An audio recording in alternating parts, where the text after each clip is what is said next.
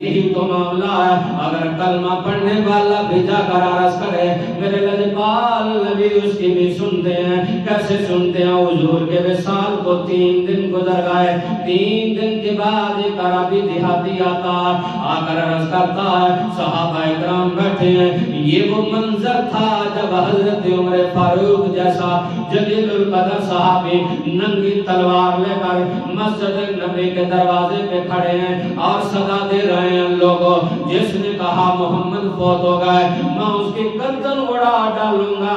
یہ وہی منظر حضرت عثمان غنی جیسا جلیل القدر صحابی زمین پہ بیٹھا اپنے ناخنوں کے ساتھ زمین کو کھرچ رہے ہیں. گزرنے والے سلام کر رہے ہیں السلام علیکہ یا عثمان. کوئی ہوش نہیں کہ دنیا کے اندر کیا ہو رہا. یہ وہ منظر تھا صحابہ اکرام کی زندگیوں کا.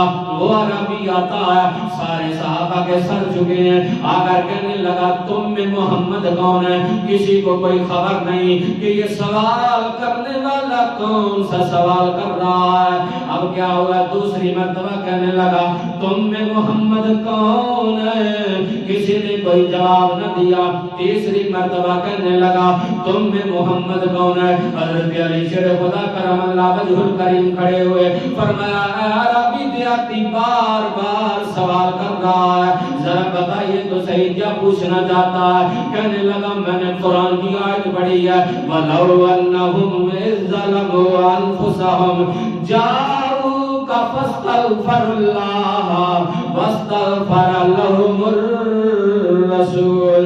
میں آیا ہوں اللہ نے فرمایا جب اپنی جانوں پہ ظلم کر بیٹھو جب گناہوں سے اپنے دامن کو اتنا گندا کر چکو آؤ میرے نبی کے طرف پہ آ جاؤ اور یہاں آ کر اللہ سے معافی مانگنا واستغفر لهم الرسول.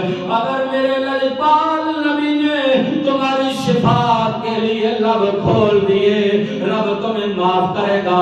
میں نے یہ آیت پڑھی ہے میں تو آیا ہوں نبی کے در پہ اپنی معافی مانگنے کے لیے اپنی گناہوں کی بخشش کی دعا کروا